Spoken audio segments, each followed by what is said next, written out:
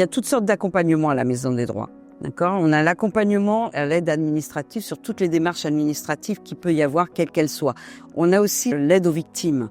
Donc, il y a une écoute personnalisée et puis il y a une orientation vers le partenaire ou la structure adéquate pour sa problématique. Il y a tout ce qui est l'accompagnement pour devenir autonome, c'est-à-dire former les personnes pour qu'elles deviennent autonomes sur l'outil numérique et qu'elles puissent faire elles-mêmes leurs démarches administratives. On a aussi l'aide et l'accompagnement des bénévoles qui veulent venir. Toute personne qui a un projet défini ou pas, on peut l'accompagner pour mettre en place son projet. Il est aussi important de préciser que tous les services mis en place à la Maison des Droits sont gratuits pour les habitants. C'est un lieu de cohésion sociale et pour le mieux vivre ensemble, où la participation et l'implication des habitants est primordiale. C'est un élément vraiment fondamental de l'espace de vie sociale, c'est faire avec et pour les habitants. Donc la Maison des Droits a décidé de s'entourer de partenaires afin de compléter les champs de compétences qu'elle peut avoir. Donc chaque partenaire a une compétence bien à lui.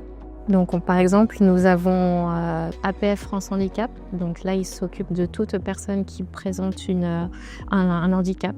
Nous avons aussi l'AIP qui se charge de l'insertion professionnelle pour les plus de 26 ans. Nous avons aussi comme partenaire Avimej qui est sur le champ du juridique, mais aussi au niveau de la psychologie.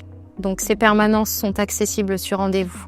Comme ça nous permet de gérer le flux, puisque les permanences sont très sollicitées. Ce que j'aime dans le comité participatif, c'est le travail de groupe et cette implication et cette intelligence coopérative afin de trouver des solutions aux besoins immédiats des habitants.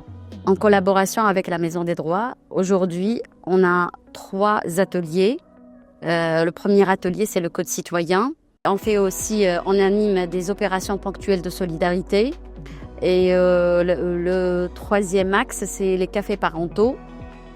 On essaie d'aborder une thématique et répondre à cette thématique et faire des échanges avec les habitants. Et aujourd'hui, n'importe qui, avec sa propre volonté, selon ses envies, il peut joindre le comité participatif.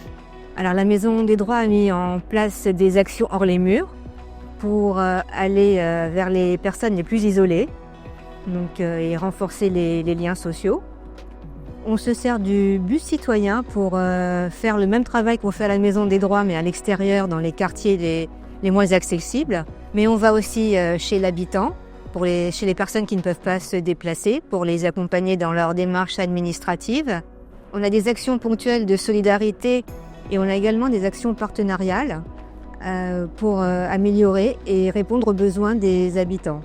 On fait également des ateliers sport et on est en train de mettre en place des actions pour 2025 avec le comité participatif.